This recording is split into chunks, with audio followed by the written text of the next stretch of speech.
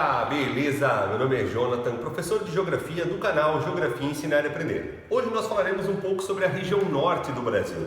Na região norte do Brasil, que eu estou colocando aqui uma contradição, né? Eu poderia colocar uma foto da Amazônia, seria um clichê. Às vezes eu coloco na minha capa de aula alguma coisa bem característica da região, outras eu coloco uma contradição. Aqui eu coloquei o Teatro de Manaus, né? Um teatro que foi construído lindamente dentro do contexto amazônico, ali durante o período do ciclo da borracha, influência europeia muito forte, né? Ele tem todo um sistema de ventilação diferenciado para tornar a vida de quem entrava nesse teatro há 100 anos atrás mais agradável, né? Imagina um calor de mais de 30 graus, com umidade relativa do ar muito grande, sem ar-condicionado. Então ele acaba sendo uma contradição, é um lugar lindíssimo de se conhecer, com certeza, tá? E representava um período de pujança econômica num contexto ali do ciclo da borracha, né? Quando não havia Zona Franca de Manaus, não havia esse contexto que hoje economicamente é muito poderoso dentro do contexto brasileiro. Vamos falar sobre os aspectos gerais? 3,8 milhões de quilômetros quadrados. Cara, cabe várias Europas ocidentais dentro só da região norte do nosso país, tá? Então é uma região muito grande.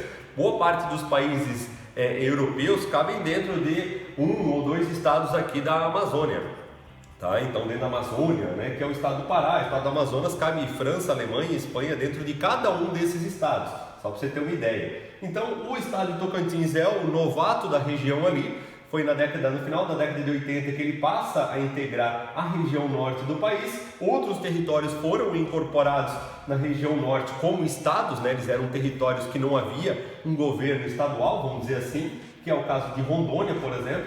E ao contrário do que muita gente imagina, já vou falar uma curiosidade aqui, não é o Acre que tem uma importância econômica e uma população menor do país, tá? O Acre hoje ele fica bem na frente, né, de Roraima e Amapá, por exemplo. Tá? Que tem uma população menor, né? Amapá e Roraima tem uma população bem pequena.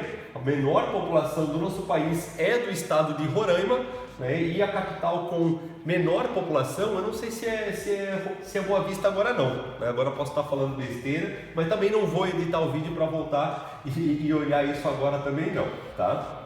Então vamos lá. Então as principais cidades: Belém, Manaus, população 16,4 milhões de pessoas. Isso eu atualizei aqui essa semana, né? Então são dados aí de 2018 publicados em 2019, mas como projeção, tá? Então é uma região com baixíssima população se a gente considerar a imensidão do tamanho que tem a região norte do nosso país, certo? IDH 0,76, um IDH que vai de 0 até 1, 0,76 não é tão ruim, mas a gente sabe que é uma desigualdade social muito grande entre quem tem acesso à água encanada, à eletricidade, que não é a maioria da população ribeirinha, vamos dizer assim, né? Então muita gente tem bastante dificuldade fora dos grandes centros urbanos da região norte aí. PIB per capita 12,3 mil, né? 12,3 mil, não é uma renda ruim, pensando que o custo de vida em grande parte da região norte é inferior a outras regiões do Brasil. Sempre fazendo esse comparativo, né, gente? É importante fazer o comparativo porque às vezes essa renda é muito baixa. Essa renda pode ser muito baixa, anualmente falando, né? A renda per capita sempre é uma renda anual, né? Se pensar na região sul, sudeste, centro-oeste, onde a gente tem lugares com custo de vida muito elevado. Tá? Então aqui tem um resumo que eu vou pegar, passar direto porque a gente já vai falando sobre as questões, né? Eu sempre gosto de colocar um mapa em qualquer aula de geografia, porque eu acredito muito que o aluno pode memorizar certas coisas pela fotografia. Então eu acredito muito na memória fotográfica, então a gente sempre tenta utilizar bons mapas no contexto da aula como um todo, para que o aluno consiga memorizar, Amazonas, Pará, Rondônia, né? Aqui Roraima, tem gente que confunde Rondônia com Roraima. Para quem for do norte aí, é óbvio que você não confunde, mas muitas pessoas do Brasil, fora dessa região, vão fazer uma certa confusão, tá? Então o Acre, que ele chega bem perto ali na Bolívia, né? Coisa de 1.500 quilômetros, você já teria a Cordilheira dos Andes, né? Mas nós não temos dobramentos modernos no Brasil. Vamos continuando. Aspectos físicos da região norte. Tá? Então é indiscutível que grande parte da região amazônica seja de altimetria baixa. Tá? Então grande parte dos mapas a gente vai ver escrito dessa forma: planície amazônica. Né? A classificação de relevo brasileiro mais atual é a do Jurandir Ross. E a gente vai dizer que planície amazônica é só esse número 23 aqui, ó, estão vendo? Que vai desde o litoral, pega aqui o Rio Amazonas, Rio Negro e Solimões, tá? Então a planície amazônica hoje, na classificação mais recente, se resume a essa parte próxima do Rio Amazonas, porque é ela que se encontra abaixo de 100 metros. Mas como ao longo da história a gente sempre trabalhou que grande parte da Amazônia é classificado como planície, tá? Não é totalmente equivocado você olhar para esse mapa, vendo a cor verde como sendo a predominante, áreas de 0 a 100 metros, né, estão com esse verde mais escuro, dizer que ela tem uma grande área de planície dentro do contexto da região norte. Né? Então a classificação de relevo do Jurandir Ross diz que a Amazônia é uma grande depressão de relevo. Tá? Então é importante lembrar que nós temos classificadores. Se perguntar de acordo com Haroldo de Azevedo, né, que é um mapa lá da década de 60, a gente pode dizer que grande parte da Amazônia é planície. Depois tem o Planalto das Guianas ao norte, na divisa com a Venezuela, e claro, com as Guianas, onde que a gente tem o ponto mais alto do Brasil, que é o Pico da Neblina, com quase 3.000 metros de altitude, certo? E a fronteira sul é o Planalto Central, onde que a gente já vai ter as áreas altimetricamente falando bem baixas no contexto dos estados amazônicos. Aqui o Pará, ó, até ele é mais alto, né? A gente vê aqui Serra do Cachimbo e tal, o Planalto Central está aqui, então a água desce nessa direção, sempre em direção ao Amazonas, no caso dos estados do norte, com exceção do Tocantins, aqui do Pará, que a gente tem a bacia do Araguaia-Tocantins, que a gente vai ver nessa aula aqui ainda.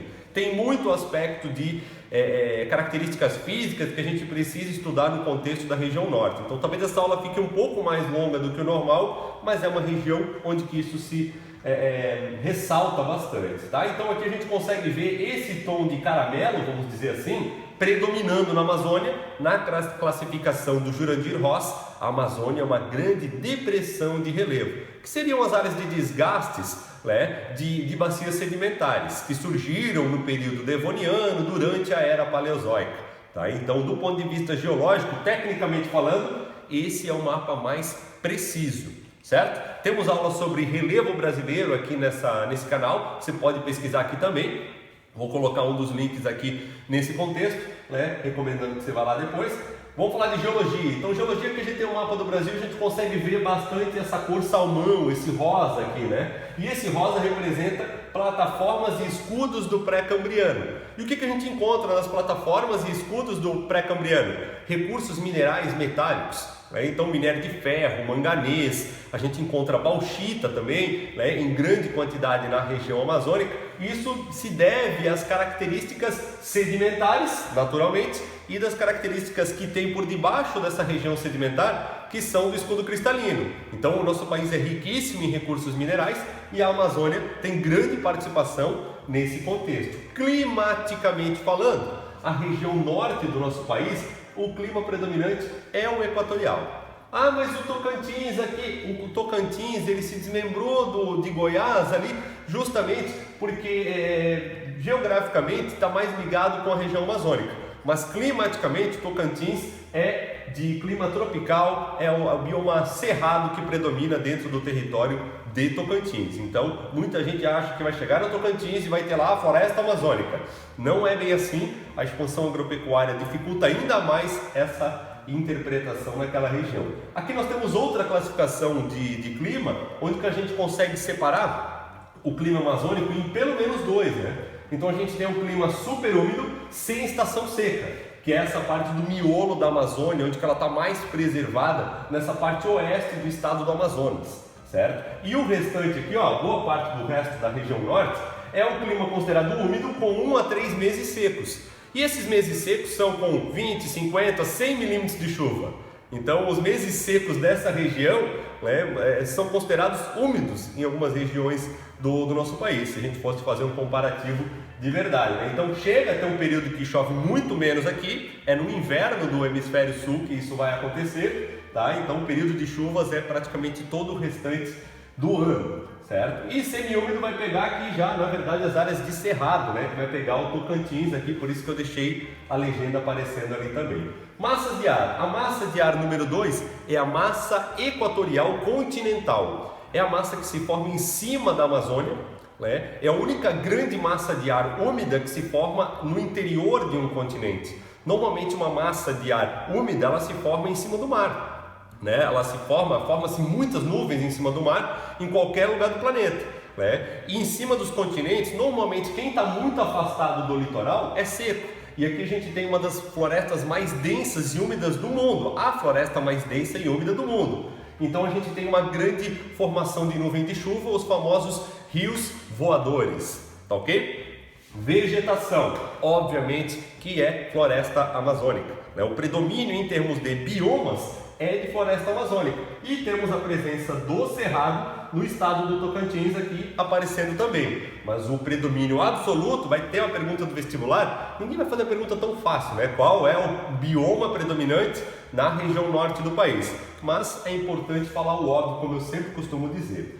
Vegetação, aqui a gente está vendo o mapa, eu não tenho a legenda eu botei depois porque tem muitas formações que aparecem no contexto amazônico, né? Então chama atenção aqui, ó, quero que vocês olhem para essa parte da legenda, área antropizada, ou seja, áreas alteradas pelo ser humano. Esse mapa aqui é relativamente atualizado, ele tem uns 5 anos mais ou menos, né? Ele já mostra uma grande área antropizada dentro do contexto do Pará, dentro de Rondônia, né? Aqui nessa parte que está em roxo, a gente tem, vamos ver, contato entre tipos de vegetação. O Absaber já fazia esse tipo de mapa, né? Que ele considerava a transição como sendo uma categoria fitogeográfica, vamos dizer assim, tá? Mas então o predomínio absoluto da Amazônia no contexto da região norte aqui. A Amazônia é legal, quando a gente fala esse legal ali, não é porque a gente acha bacana a Amazônia, legal no sentido de lei mesmo. Então desde 2007 ou 2008 a gente acabou determinando que algumas áreas do Brasil têm uma prioridade, no caso a Amazônia Legal foi determinada para proteger a Amazônia, buscar investimentos fora do país, né? Investimentos que a Noruega sempre investiu, que a Alemanha sempre investiu.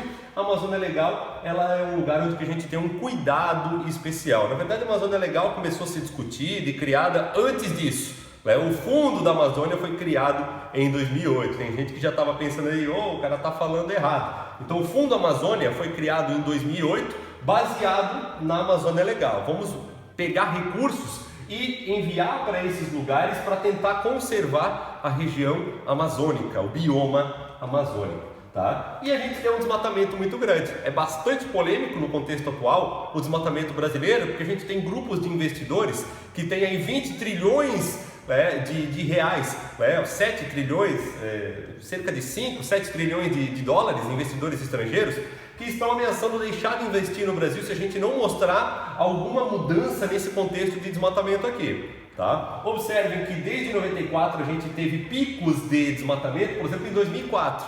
Então é uma falácia alguma pessoa pegar e dizer assim, mas o desmatamento só existe no governo atual. Não, ninguém está dizendo que só existe no governo atual. O problema é que em 2018 o Brasil era governado por outro tipo de governo e a gente estava trabalhando para reduzir. O mesmo governo que teve picos aqui importantes, como em 2004, 2005 de desmatamento, foi o governo que conseguiu, com financiamento estrangeiro, reduzir isso para 7.900 quilômetros quadrados de desmatamento. Cara, 7.900 é muito alto, mas é aí metade, né? Um terço praticamente do desmatamento que a gente verificava em 2004. Então o desmatamento ainda era muito ruim em 2018 e agora a gente volta ao patamar que a gente estava ali em 2005, 2006, ou seja, a gente está com uma subida novamente da escalada do desmatamento. E detalhe, cada ano que passa tem menos para desmatar. Então, em tese, a potência do desmatamento deveria diminuir, mas isso não está acontecendo. Então, a polêmica envolve aqui, todos os governos desde os anos 90. Mas tem governos que trabalharam para tentar proteger um pouco mais e tem governos que trabalharam para passar a boiada por cima da Amazônia, certo? Então aqui a gente teve um desmatamento bastante polemizado em 2018 e 2019, tem uma postagem sobre esse assunto dentro do meu canal, que não é canal, site de Geografia Ensinar e Aprender, que é um blog, né? Tem uma postagem lá bem interessante falando sobre o INPE, a polêmica que envolvia o INPE na época sobre se está correta a informação que o INPE divulga. Cara, o INPE divulga o que os satélites mostram. Os satélites são americanos, são europeus, são chineses e a gente tem acesso a esses dados, a gente trabalha em cima desses dados por geoprocessamento E esses dados são divulgados pelo Instituto Nacional de Pesquisas Espaciais. E a gente, nesse momento, eu falo em 2020, não precisa provar para o Greenpeace, para o WWF, para mim ou para qualquer ambientalista que a gente está desmatando menos ou que a gente está se esforçando. A gente precisa mostrar para esses trilionários desses empresários que a gente está se esforçando para melhorar esse contexto, certo? Isso é muito importante. Tá? Então, o governo não precisa mostrar para mim, ele precisa mostrar para os investidores, né? Que é quem consegue exercer uma pressão muito maior do que qualquer ONG, né? Uma organização não governamental que busca melhorar essa questão aí, certo? Para isso foi criado ao longo da nossa história um sistema chamado de CIVAM. Hoje o CIVAM é o Sistema de Vigilância da Amazônia. O Sistema de Vigilância da Amazônia, ele junta aí 3 outros projetos que surgiram lá no governo militar. O governo militar, de certa forma, criou o Radam Brasil, que é um projeto de pesquisa mineral no contexto amazônico. A gente tinha o CIPAM, que era um projeto de Sistema de Proteção da Amazônia, que era um sistema com satélites para monitorar o desmatamento. Então isso não é novidade agora. O CIVAM ele só unifica 3 sistemas, né? Que foi o CIPAM, o Radam Brasil, já falei, o Radam Brasil é um projeto de pesquisa mineral, o CIPAM, um projeto que foi criado principalmente para cuidados ambientais, lá na década de 70. Tá? E o outro projeto era o Calha Norte, que é um projeto de construção de batalhões de fronteira com outros países que buscava ampliar a soberania do Brasil no contexto da região norte do Brasil, que era uma região muito vazia demograficamente e ainda é. Então a presença do Exército Brasileiro nas fronteiras, de certa forma, seria para contribuir à soberania do Brasil no contexto da região norte. Tá? Então muitos batalhões, aviões de radar, né, satélites, tudo isso hoje faz parte do CIVAM, que está ligado ao INPE, que está ligado a diversos ministérios com relação à arrecadação, está ligado à IBAMA, né? Então para tentar cuidar da Amazônia, né? E a gente continua transformando a Amazônia em dinheiro. E quando eu estou na sala de aula, é claro que a gente acaba falando muito mais amplamente sobre algumas coisas, mas olhando para essa charge aqui, ó, a gente vê nitidamente a floresta e um cifrão no meio, certo? Dando a entender que a gente transforma ela em dinheiro. Mas eu sempre digo para os meus alunos, o Brasil continua sendo um país pobre. A gente teve ciclo da borracha, a gente teve ciclo do ouro, a gente teve ciclo de tudo que tu pode imaginar e a gente continua pobre. A gente é independente desde 1822 e a gente continua pobre, sempre achando que a gente vai melhorar depois e a gente vai empurrando com a barriga, vai empurrando com a barriga. Então tá na hora de, se a gente vai desmatar, ganhar dinheiro de verdade, né? E não ganhar 11 centavos de dólar por quilo de minério de ferro, né? Ganhar mixaria pelo quilo da soja. Ah, mas a gente ganha bilhões. A gente ganha bilhões plantando em milhares de hectares, milhões de hectares. Então a gente tem baixíssimo valor agregado para fazer isso daqui. Quando a gente vende carne, a gente está vendendo algo com valor agregado muito maior do que soja, milho e minério de ferro. Garanto para vocês. É só você pesquisar o preço, né, da tonelada ou do quilo de cada um desses produtos, tá? Vai ter uma diferença bem significativa, tá? Então aqui eu tenho um pedaço de uma questão da FUVEST que pede o seguinte: descreva o avanço do desmatamento. Isso aqui é uma questão de 2003, uma questão mais velha, ó, mas é uma questão muito boa e muito atual, se você pensar que esse tema está bem forte no contexto da atualidade. O desmatamento no período de 1950 e 2000, destacando as atividades econômicas predominantes. O que aconteceu? Que aqui a gente só tinha desmatamento antes na calha do rio Amazonas e agora a gente tem um desmatamento avançando aqui aparentemente pelo sul e pelo sudeste do Pará. Pelo sudeste do Pará, garanto para vocês, esse desmatamento do sudeste do Pará, do norte e nordeste do Pará, ele é proveniente de exploração mineral. Extração de bauxita e extração de minério de ferro. E essa parte mais ao sul, que pega a parte amazônica do Mato Grosso e vai para dentro do Pará e de Rondônia, é expansão agropecuária. Essa era a resposta correta e esperada para essa questão discursiva do vestibular da FUVEST de 2005. Está ali em cima a data. Analise a participação do Estado nesse processo utilizando-se de exemplos. Cara, a gente teve no contexto do Centro-Oeste, né, a ocupação do Centro-Oeste ela foi estimulada pelo governo quando criou um sistema de imigração para o Centro-Oeste. que era o famoso SINOP, Sistema de Imigração do Norte do Paraná. As pessoas se cadastravam no Paraná, quem estava desempregado devido à mecanização da agricultura, e ganhava terra lá no Centro-Oeste.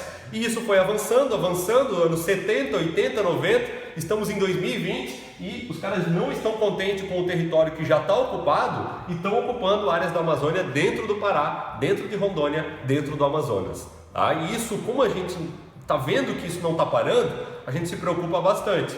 Porque a própria chuva que tem aqui no sul do Brasil depende da umidade que vem da produção da floresta amazônica.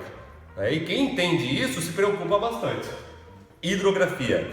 Temos o maior rio do mundo na região norte do país, que é o rio Amazonas. É o que tem maior volume de água e se a gente medir desde aqui depois da ilha do Marajó até aqui em Cusco, a gente vai ter o mais extenso rio do mundo também, dados do INPE, ok? Então temos o rio Madeira, que é importante, afluente, o rio Solimões, o rio Xingu, famoso rio Xingu, o rio Tapajós, onde tem Belo Monte ali e tal.